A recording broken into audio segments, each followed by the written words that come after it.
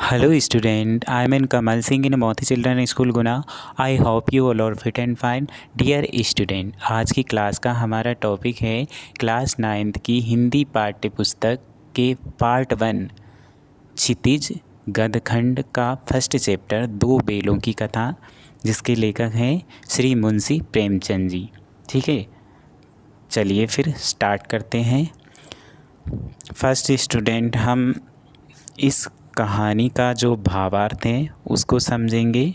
ठीक है, क्या कहना चाहते हैं कवि इस कथा या कहानी के माध्यम से, ये जानेंगे। ठीक है, तो दो बेलों की कथा के माध्यम से प्रेमचंद ने कृषक समाज और पशुओं के भावात्मक संबंध का वर्णन किया है, यानी कि किस प्रकार से किसानों और पशुओं के बीच जो भावात्मक आत्मीयता का संबंध होता है उसका वर्णन मुंशी प्रेमचंद जी ने इस कथा में किया है।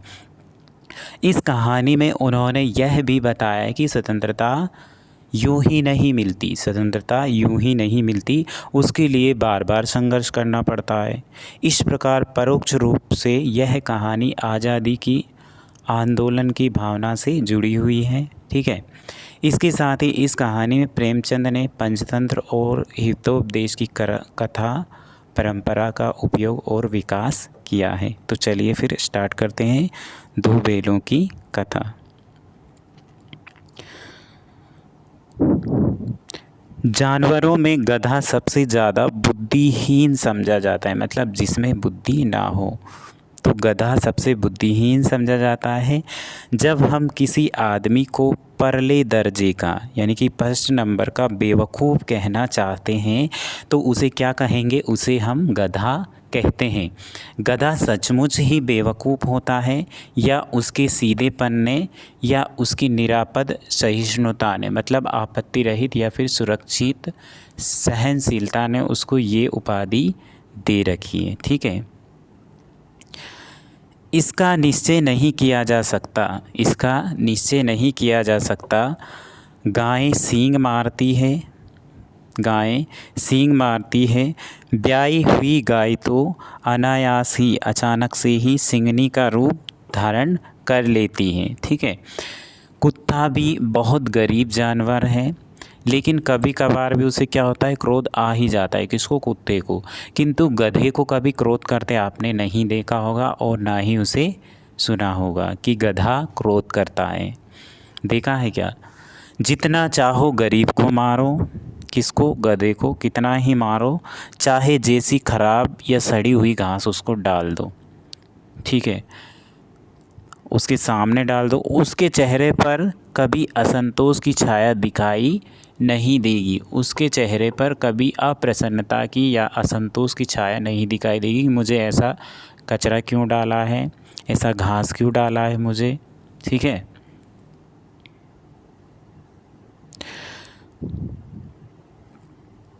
बैसाख में चाहे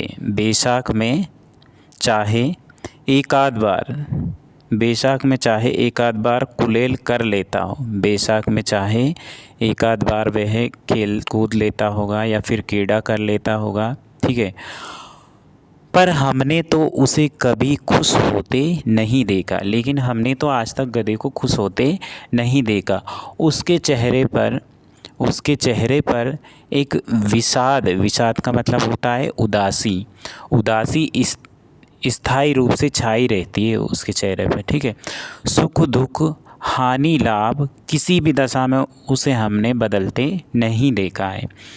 ऋषि मुनियों के जितने गुण हैं वे सभी उसमें पराकाष्ठा पर पहुंच गए। ऋषि मुनियों के जितने सारे गुण हैं वे सभी उसमें पराकाष्ठा यानी कि अंतिम सीमा पर पहुंच गए हैं। पर आदमी उसे बेवकूफ़ कहता है। किसको? गधे को।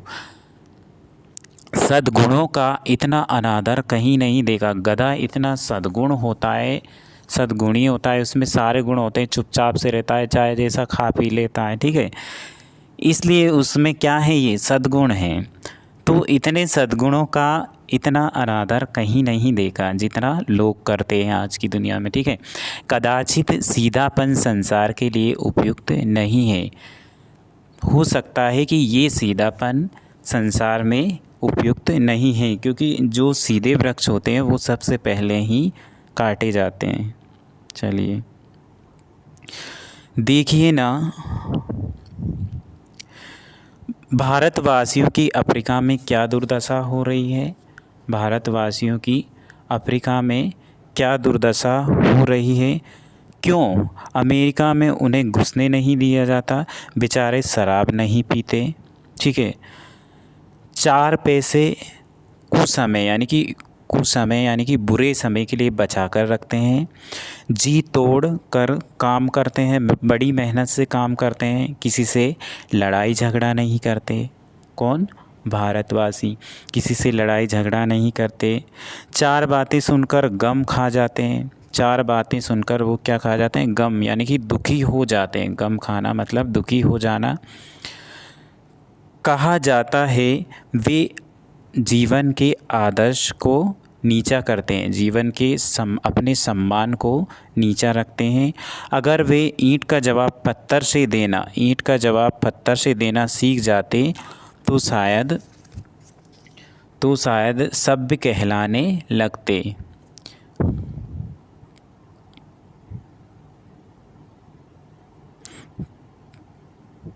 सभ्य कहलाने लगते। जापान की मिसाल सामने है। एक ही विजय ने उसे संसार की सभ्य जातियों में गण्य बना दिया, यानी कि संसार के जो सक्षम जातियां हैं उनमें उसे क्या बना दिया? गण्य बना दिया, ठीक है। लेकिन गधे का एक छोटा भाई और भी है जो उससे कम ही गधा है, तो गधे जैसा, लेकिन वो उससे कम ही गधा है, ठीक है। और वह क्या है? बेल है। क्या है वह? बेल। गधे का छोटा भाई कौन है? बेल। जिस अर्थ में हम गधे का प्रयोग करते हैं उसी से मिलते जुलते अर्थ में बछिया का ताव का मतलब होता है बिल्कुल सीधा साधा, ठीक है। बछिया के ताव का प्रयोग करते हैं। कुछ लोग बेल को शायद बेवकूफ़ों में सर्वश्रेष्ठ कहेंगे। किसको? बेल को, कुछ लोग। मगर हमारा विचार ऐसा नहीं है। बेल कभी कभी मारता भी है, ठीक है। कभी कभी अड़ियल बेल, यानी कि जो डटा रहे, अड़ियल बेल भी देखने में आता है, और भी कई रीतियों से अपना असंतोष प्रकट कर देता है, ठीक है। अतएव उसका स्थान गधे से नीचा है। किसका? बेल का। झूरी किसी व्यक्ति का नाम है, ठीक है। झूरी काची उसकी समाज है। झूरी काची के दोनों बेलों के नाम थे। ये 2 बेल थे उसके, जिनका नाम था हीरा और मोती। क्या नाम था? हीरा और मोती। झूरी काची के 2 बेल थे जिनका नाम था हीरा और मोती। दोनों पछाई जाति के थे। पछाई जाति मतलब बेलों की एक विशेष प्रकार की जाति होती है जो बहुत ही सुंदर होती है। पछाई जाति के थे। देखने में सुंदर, काम में चौकस। देखने में सुंदर, काम में चौकस का अर्थ होता है दुरुस्त, ठीक है। डील में ऊंचे, बहुत दिनों तक साथ साथ रहते दोनों में भाईचारा हो गया। बहुत दिनों तक दोनों साथ रहे तो दोनों में क्या हो गया? भाईचारा हो गया, ठीक है। दोनों आमने सामने या आसपास बैठे हुए एक दूसरे से मूक भाषा में, यानी कि गुप्त भाषा में, मन ही मन इशारों से मूक भाषा में विचार विनिमय, मूक भाषा में बातचीत करते थे। विचार विनिमय का अर्थ होता है बातचीत करना, ठीक है। बातचीत करते थे। एक दूसरे के मन की बात कैसे समझ जाता था हम कह नहीं सकते। मतलब दोनों ही इशारों में ऐसी बातें करते थे कि दोनों एक दूसरे के भाव को समझ लेते थे, ठीक है। अवश्य ही उनमें कोई ऐसी गुप्त शक्ति थी जिससे जीवों में श्रेष्ठता का दावा करने वाला मनुष्य वंचित है। दोनों एक दूसरे को चाटकर सूंघ कर अपना प्रेम प्रकट करते। कभी कभी दोनों सींग भी मिला लिया करते थे। बैल क्या करते थे, दोनों सींग मिला लिया करते थे कभी कभी। तो सींग मिला लिया करते थे। विग्रह के नाते, अलग होने के नाते से नहीं, केवल विनोद का मतलब मनोरंजन के भाव से, आत्मीयता का मतलब अपनापन, अपनेपन के भाव से, ठीक है। जैसे दोस्तों में घनिष्ठता यानी कि मित्रता, घनिष्ठता होते ही ढोल धप्पा होने लगता। घनिष्ठता होते ही क्या होने लगता, ढोल धप्पा। ढोल धप्पा का अर्थ क्या होता है, घनिष्ठता होते ही क्या होने लगता था उनमें, ढोल धप्पा। इसके बिना दोस्ती कुछ फुसफुसी सी, मतलब नाम मात्र सी।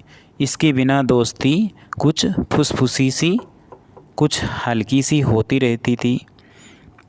ढोल धप्पे का मतलब होता है हाथ से किसी के सिर पर हल्का मारना, ठीक है। तो दोनों में ये सब चीज़ें होने लगती थी। इसके बिना कुछ दोस्ती उनकी फुसफुसी मतलब नाम मात्र की थी, तो कुछ हल्की सी रहती थी, जिस पर ज़्यादा विश्वास नहीं किया जा सकता था, जिस पर ज़्यादा विश्वास नहीं किया जा सकता था। जिस वक्त ये दोनों बैल हल या गाड़ी में जोत दिए जाते थे और गर्दन हिला हिलाकर ऐसे चलते थे, उस वक्त हर एक की यही चेष्टा होती थी कि ज़्यादा से ज़्यादा बोझ मेरी गर्दन पर रहे। मतलब दोनों यही चाहते थे कि नहीं, उसकी गर्दन से ज़्यादा वजन मेरी गर्दन पर रहे, ठीक है। इतना प्रेम था दोनों में। दिन भर के बाद दोपहर या संध्या को दोनों को जब छोड़ा जाता था, ठीक है, दिन भर के बाद शाम के समय खूंटे से बांध दिया जाता था, फिर उनको छोड़ा जाता था। तो दोनों खुलते तो एक दूसरे को चाट चूट कर, दोनों चाटते थे एक दूसरे को, ठीक है, चाट चूट कर अपनी थकान मिटा लिया करते थे।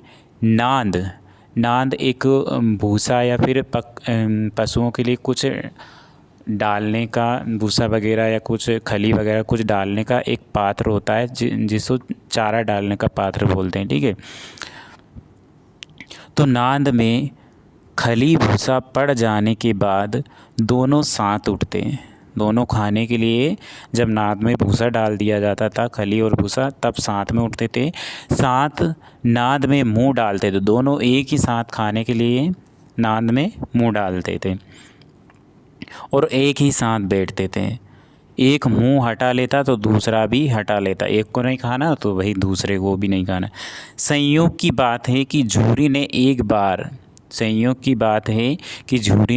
बार गोई को, अब गोई का अर्थ क्या होता है, गोई का मतलब होता है जोड़ी, मतलब दोनों बैलों को, गोई को ससुराल भेज दिया। किसने, झूरी ने उसके ससुराल दोनों बैलों को भेज दिया। बैलों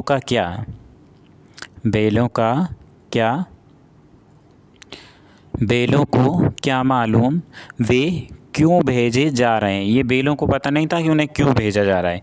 समझे, मालिक ने शायद हमें भेज दिया है। क्या समझे दोनों बैल कि हो सकता है मालिक ने हमें भेज दिया हो, ठीक है। अपना यूं बेचा जाना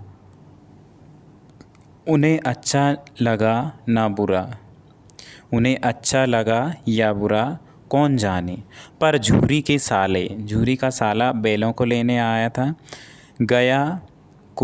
झूरी के साले का नाम था गया को घर तक गोई ले जाने में दांतों पसीना आ गया। दोनों बैलों को, गया जो झूरी का साला था, दोनों बैलों को ले जाने में उसको क्या आ गया, पसीना आ गया। पीछे से हाँकता तो दोनों दाएं बाएं भागते। दोनों बैलों को वो पीछे से हाँकता तो दोनों क्या करते थे, दाएं बाएं भागते थे। पगैया पकड़कर, पशु बांधने की जो रस्सी होती है उसको क्या बोलते हैं, पगैया पकड़कर आगे से खींचता तो दोनों पीछे की ओर जोर लगाते,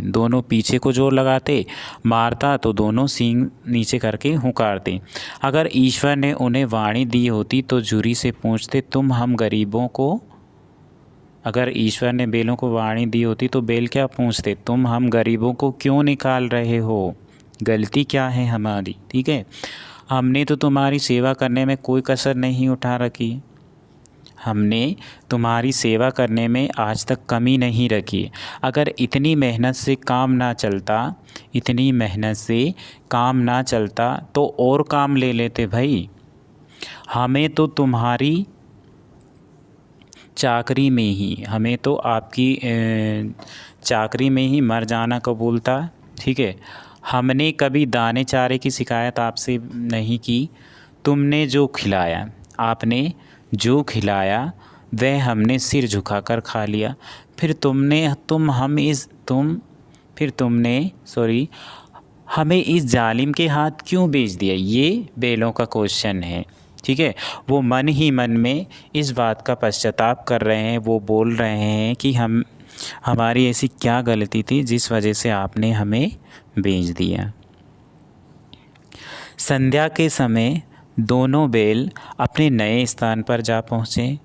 दिन भर के भूखे थे, लेकिन जब नाद में चारा डालने का जो पात्र था उसमें लगाए गए तो एक ने भी उसमें मुंह नहीं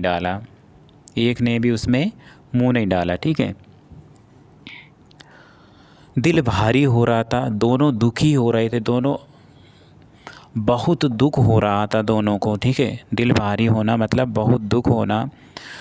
दिल भारी हो रहा था, जिसे उन्होंने अपना घर समझ रखा था वह आज उनसे छूट गया है। भाई, घर छूटने का दुख तो सबको होता है। ठीक है, यह नया घर, नया गांव, नए आदमी उन्हें बेगानों जैसे लग रहा था। उन्हें अनजाने लोग दिखे वहाँ पे। ठीक है, तो उन्हें बेगानों जैसे लगते थे।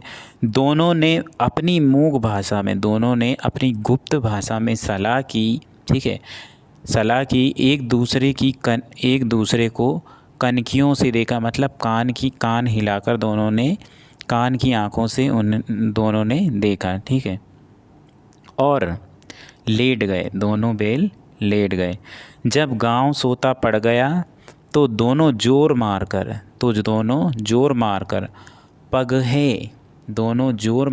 पगहे जो रस्सी थी उसको तुड़ा डाले और घर की तरफ चले। जो पगहे थे, जो रस्सी थी बैलों को बांध रखा था जिससे, वो बहुत मजबूत थी। अनुमान ना हो सकता था कि कोई बैल उन्हें तोड़ सकेगा, पर इन दोनों में इस समय दूनी शक्ति आ गई थी। एक एक झटके में रस्सियाँ टूट गई। झूरी प्रातःकाल सोकर उठा तो देखा कि दोनों बैल चरनी पर खड़े हैं, जहाँ पे चरने की जगह है। ठीक है, चरनी पर खड़े हैं। दोनों बैल कहाँ खड़े हैं? चरनी पर। ठीक है, दोनों बैल चरनी पर खड़े हैं। दोनों की गर्दनों में आधा आधा गराव लटक रहा था। क्या लटक रहा था? गराव मतलब फंदेदार रस्सी जो बैल को पहनाई जाती। ठीक है, तो वो लटक रहा था। घुटने तक पांव कीचड़ से भरे थे और दोनों की आंखों में विद्रोहमय, यानी कि लड़ने या झगड़ा करने का उद्देश्य, विद्रोहमय स्नेह झलक रहा था। झूरी बैलों को देखकर स्नेह से गदगद हो गया, मतलब झूरी को बहुत खुशी हुई कि वो उससे कितना प्रेम करते हैं, जो बेचे जाने के बावजूद भी वो उसके पास दोबारा से लौट आए। ठीक है, इस बात की झूरी को बहुत खुशी हुई। तो झूरी यह देखकर स्नेह से गदगद हो गया, दौड़कर उन्हें गले लगा लिया। किसको? बैलों को। प्रेम आलिंगन मतलब गले से लगाना। ठीक है, चुंबन का वह दृश्य बड़ा ही मनोहर था। घर और गांव के लड़के जमा हो गए और तालियां बजा कर उनका स्वागत किया। किनका? बैलों का। गांव के इतिहास में यह अभूतपूर्व घटना थी, मतलब इससे पहले कभी ये घटित नहीं हुआ था। बाल सभा ने निश्चय किया, छोटे बच्चों ने निश्चय किया कि दोनों पशु वीरों को अभिनंदन पत्र देना चाहिए, इनका स्वागत करना चाहिए। तो उसके लिए बच्चों ने क्या किया? कोई अपने घर से रोटियां लाया, कोई गुड़ लाया, कोई चौकोर जो अनाज के टुकड़े होते हैं या फिर रोटियों के टुकड़े होते हैं। ठीक है, कोई भूसी लाया। एक बालक ने कहा ऐसे बैल किसी के पास ना होंगे। उन्हीं में से एक बालक ने कहा, ऐसे बैल किसी के पास ना होंगे। दूसरे ने समर्थन किया, इतनी दूर से दोनों अकेले चले आए। ये बड़ी उसकी बात है, गर्व की बात है कि दोनों अकेले ही चले आए। तीसरा बोला, बैल नहीं है भाई। तीसरा बोला कि ये बैल नहीं है, वे उस जन्म के आदमी होंगे। भाई इतना तो आदमी ही कर सकते हैं जो वहाँ से यहाँ तक आ सकते हैं, तो ये बैल नहीं है, ये अगले जन्म के आदमी होंगे। ये बात तीसरे बच्चे ने कही। ठीक है। इसका प्रतिवाद यानी कि विरोध करने का किसी का साहस नहीं हुआ, लेकिन झूरी की स्त्री, झूरी की जो पत्नी थी, झूरी की स्त्री ने बैलों को द्वार पर देखा तो जल उठी, उसे गुस्सा आ गया। बोली, कैसे नमक हराम है, नमक हराम बैल हैं कि एक ही दिन वहाँ काम नहीं किया और भाग खड़े हुए। झूरी अपने बैलों पर यह आरोप ना सुन सका। नमक हराम क्यों है? झूरी का कहना है कि नमक हराम क्यों है? चारा नहीं दिया होगा, चारा नहीं दिया होगा तो क्या करते बेचारे। ठीक है। स्त्री ने रोब यानी कि अधिकार के साथ कहा, बस तुम ही तो बैलों को खिलाना जानते हो और तो सब पानी पिला पिला कर रखते हैं। झूरी ने उसको चिढ़ाया, चारा मिलते तो क्यों भागते भाई? अगर चारा बैलों को मिल जाता तो उस बैल क्यों भागते?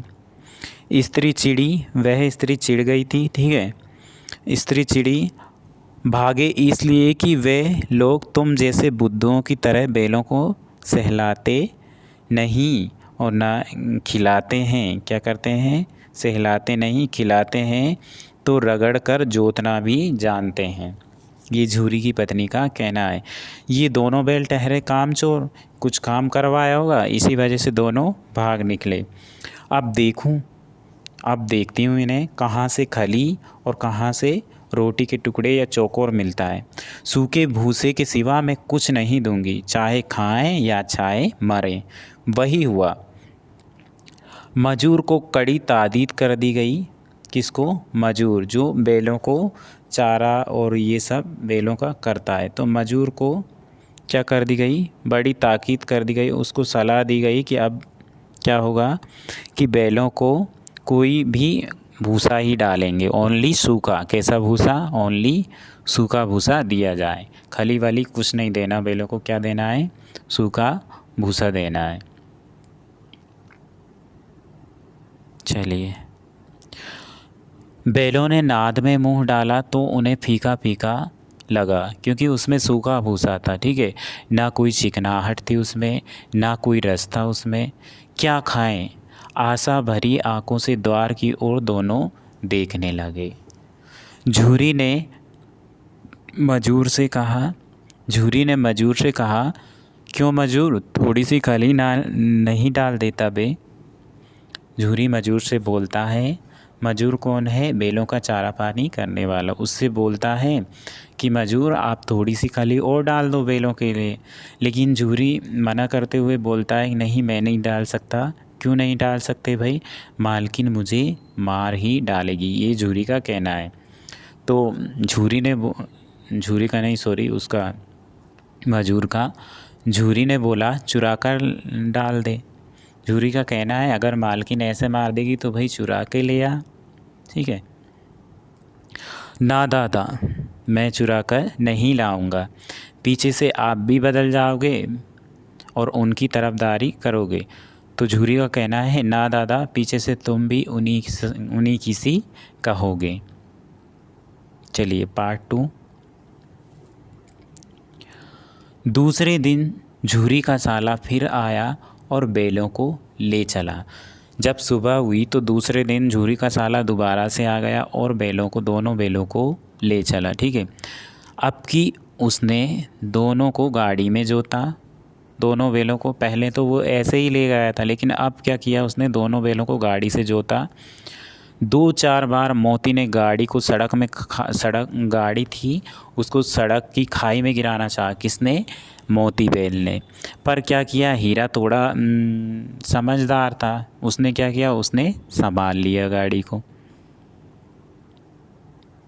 चलिए, वह ज़्यादा सहनशील था। कौन था? हीरा ज़्यादा सहनशील था। संध्या के समय मतलब शाम के समय घर पहुंचकर उसने दोनों को मोटी मोटी रस्सियों से बांधा। किसने? झुरी के साले ने दोनों को मोटी मोटी रस्सियों से बांधा और कल की शरारत का मज़ा चखाया। उसको गुस्सा आ रहा था कि कल आपने जो किया है मैं उसका बदला आपसे लूँगा, तो कल की शरारत का मज़ा चखाया। फिर वही सूखा भूसा उन्होंने डाल दिया और दोनों बेलों की खली चूनी, दोनों बेलों को खली चूनी सब कुछ दी। क्या किया उसने? जो सूखा भूसा था वो तो हीरा मोती को डाल दिया, लेकिन उसने भेदभाव करते हुए अपने दोनों उसके जो निजी बैल थे उन दोनों बैलों को क्या डाल दिया उसने? खली और चूनी डाल दी। तो अब ये दोनों हीरा मोती को सुहाया नहीं, ठीक है। तो दोनों बैलों का ऐसा अपमान कभी हुआ ही ना था। झूरी उन्हें फूल की छड़ी से भी नहीं मारता था, झूरी उन्हें फूल की छड़ी से भी नहीं छूता था। उसकी टिटकार पर दोनों उड़ने लगते थे। उसकी एक ही आवाज़ में, टप टप की आवाज़ में दोनों उठने लगते थे, ठीक है। यहाँ मार पड़ी, आहत सम्मान की व्यथा तो थी ही, उस पर मिला क्या? सूखा। एक तो उनका तिरस्कार भी किया गया और क्या हुआ? उन्हें सूखा मिल गया, अपमान भी हुआ और ऊपर से सूखा भूसा उनको मिला। नाद की तरफ आंखें तक ना उठाई। दोनों ने नाद की तरफ, जो चारा डालने का पात्र था उसकी तरफ दोनों ने क्या हुआ? आंखें तक नहीं उठाई, ठीक है। दूसरे दिन गया ने बैलों को हल में जोता। दूसरे दिन गया ने क्या किया? दोनों बैलों को हल में जोता। पर इन दोनों ने जैसे पाँव ना उठाने की कसम खा रखी थी। मतलब दोनों ने पहले ही गुप्त भाषा में बातचीत कर ली होगी कि हम अब और नहीं सहा जाता, ठीक है। तो इन दोनों ने पाँव ना उठाने की जैसे कसम खा ली। वे मारते मारते थक गए। कौन? झूरी का साला मारते मारते थक गया, लेकिन उन्होंने पैर नहीं उठाए। जब उस निर्दयी ने हीरा की नाक से खूब डंडे जमाए, हीरा की नाक पर, बैल की जो नाक होती है उस पर खूब डंडे जमाए। किसने? उस व्यक्ति ने, झूरी के साले ने। तो मोती को गुस्सा आ गया। गुस्सा काबू के बाहर हो गया। किसका? मोती का गुस्सा काबू के बाहर हो गया। तो मोती हल लेकर भागा।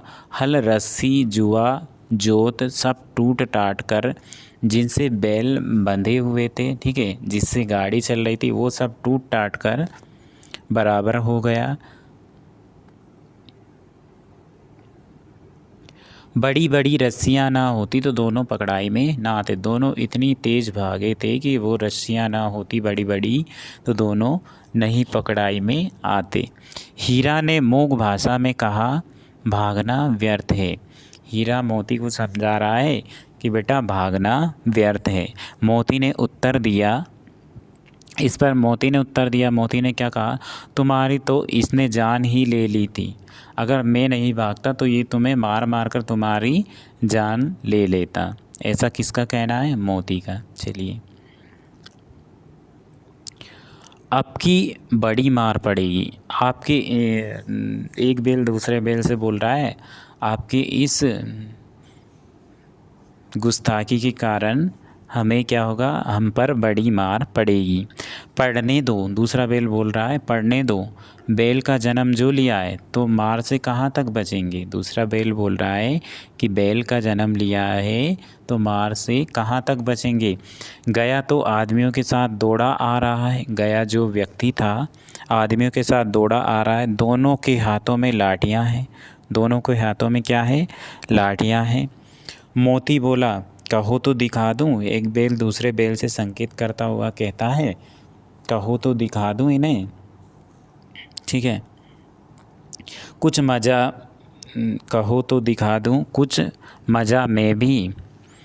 एक बैल दूसरे बैल से कह रहा है, अब मैं इनको थोड़ा सा मज़ा चखा देता हूँ। लाठी लेकर आ रहा है। हीरा ने समझाया, नहीं भाई, खड़े हो जाओ। एक बैल दूसरे बैल से बोल रहा है मोती से। हीरा बोल रहा है, हीरा ने समझाया, नहीं भाई खड़े हो जाओ सीधे साधे चुपचाप से, नहीं तो और फिर से पिटाई होगी, ठीक है। मुझे मारेगा, मैं तो एक को तो गिरा ही दूंगा, और साथ में आ रहे हैं और लोग, उनमें से एक को तो मैं गिरा ही दूंगा अगर मुझे मारेगा तो, ठीक है। नहीं, यह हमारी जाति का यह धर्म नहीं है। अगर हम मारेंगे तो ये हमारी जाति का क्या नहीं होगा, धर्म नहीं होगा। मोती दिल में ऐंठ कर रह गया। मोती दिल ही दिल में जिद कर कर रह गया कि मैं उसको मारूंगा, लेकिन ये उसकी मन में रह गई। गया आ पहुंचा। गया जो व्यक्ति था वह वहीं आ पहुंचा और दोनों को पकड़कर ले चला। दोनों बैलों को पकड़कर ले चला। कौन? गया। दोनों को पकड़कर ले चला। कुशल हुई कि उसने इस वक्त मारपीट ना की, नहीं तो मोती भी पलट पड़ता। उस टाइम पे क्या हुआ, मोती को बहुत गुस्सा आ रहा था। अगर इस टाइम गया उसको मारता तो मोती उस पर पलटकर वार कर देता, ठीक है। उसके जो तेवर थे, ठीक है, उसके जो तेवर थे, क्रोध में जो फेस दिखाया था उसने, उसके जो तेवर थे, तेवर देखकर रह गया। कौन? गया। गया और उसके सहायक समझ गए, उसके जो साथ में आए थे वह समझ गए कि इस वक्त को टालना ही क्या है, उचित है।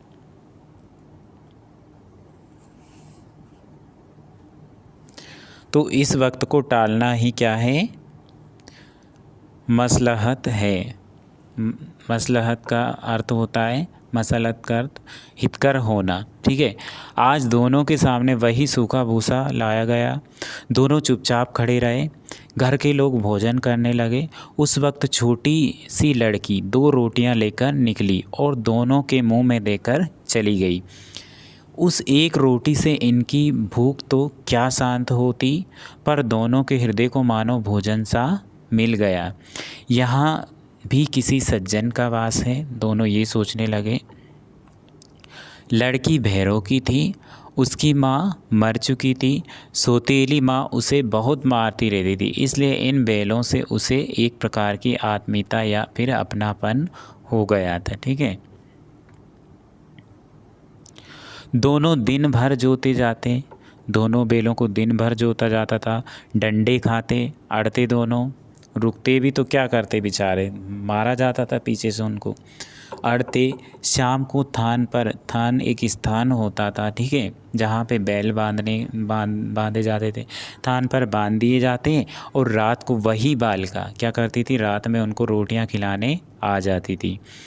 प्रेम के इस प्रसाद की बरकत का अर्थ यह होता है लाभ।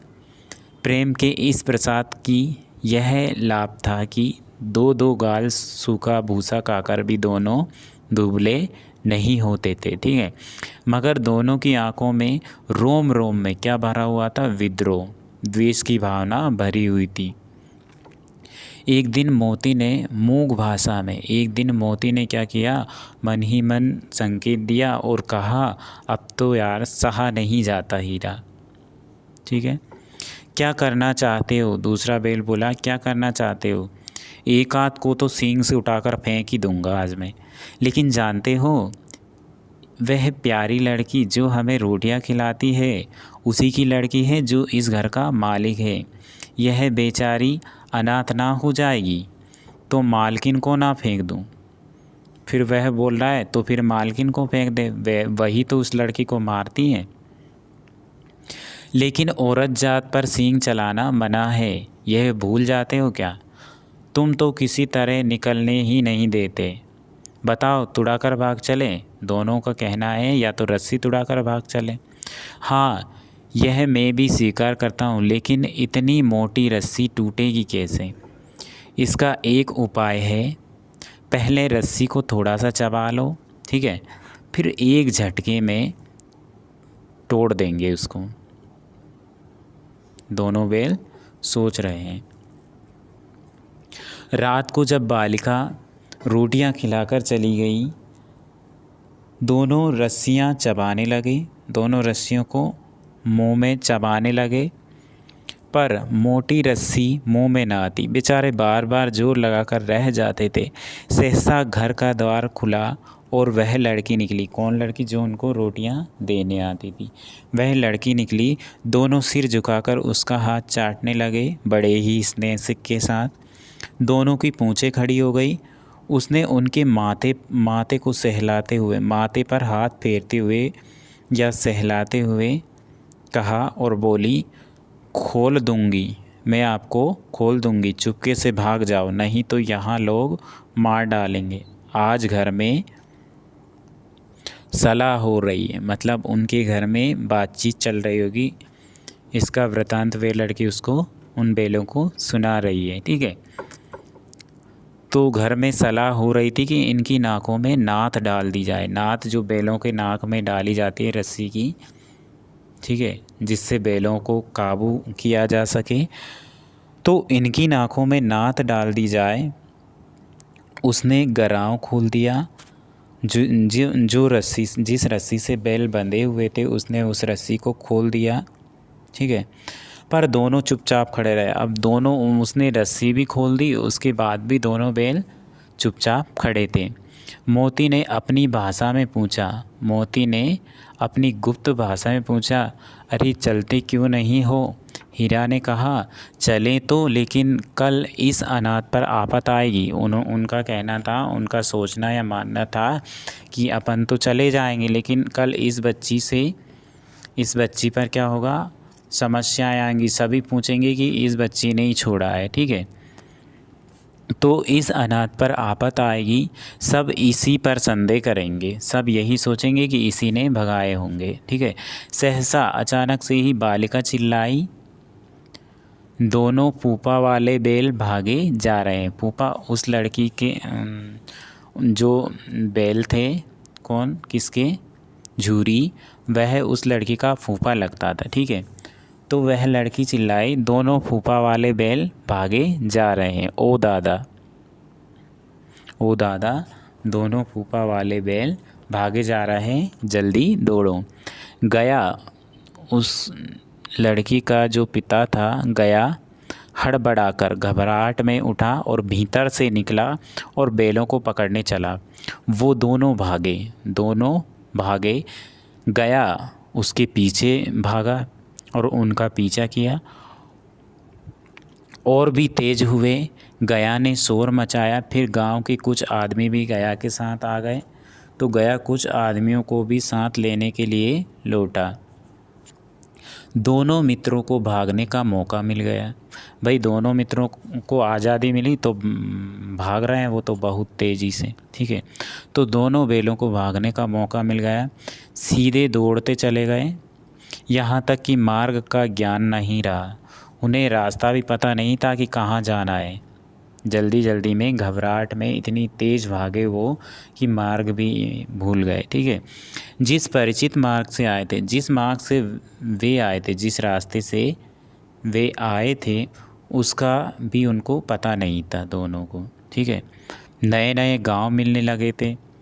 तब दोनों एक खेत के किनारे खड़े होकर सोचने लगे। तभी दोनों ने एक खेत के किनारे खड़े होकर सोचने लगी कि अब क्या करना चाहिए, अब क्या करना चाहिए। हीरा ने कहा, मालूम होता है हम रास्ता भूल गए, हमें ऐसा लग रहा है कि हम रास्ता भूल गए। तुम भी बेतहासा भागे जा रहे हो, तुम भी ऐसे भागे कि ना तो रास्ता देखा और ना ही कुछ, और भागे ही जा रहे हो। बेतहासा भागे, और वहीं उसे मार गिराना था। हमें तो क्या करना था? उसे मार गिराना था। वहीं उसे मार गिराते तो दुनिया कहती, तो दुनिया क्या कहती?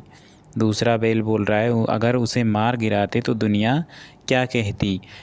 वह अपना धर्म छोड़ दे, वह अपना धर्म छोड़ दे, लेकिन हम भी अपना धर्म छोड़ दें। अगर सामने वाला अपना धर्म छोड़ दे तो हम भी क्या अपना धर्म छोड़ देंगे? दोनों भूख से व्याकुल हो रहे थे। खेत में मटर खड़ी थी, दोनों चरने लगे। रह रह कर आहट लेते। भाई बहुत दिनों बाद मटर मिली है तो दोनों क्या करते थे, चर कर उसको भरपूर उन्होंने पेट भर के वहाँ पे क्या खाई, मटर, जिसको खा खा कर वह रह रह कर आहट लेते कि कहीं आहट भी लेते कि वो कोई आ ना जाए। ठीक है, तो इस प्रकार से वो खा रहे हैं, आहट लेते कि कहीं कोई आता तो नहीं। जब पेट भर गया दोनों ने आज़ादी का अनुभव किया तो मस्त होकर उछलने कूदने लगे। पहले दोनों ने डकार ली, फिर सींग मिलाए, फिर एक दूसरे को ठेलने लगे। इसको इधर धक्का दिया, फिर दूसरे ने उसको उधर धक्का दिया, तो दोनों ठेलने लगे।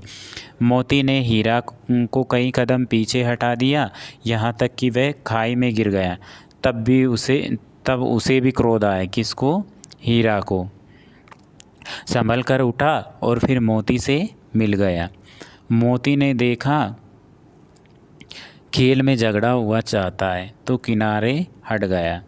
उसने सोचा कहीं झगड़ा ना हो जाए, इसलिए वे किनारे से हट गया। ठीक है, चलिए अब आधा पार्ट हम कल पढ़ेंगे। ठीक है, जितना पढ़ा दिया है उम्मीद है आपने सब समझा होगा। बाय।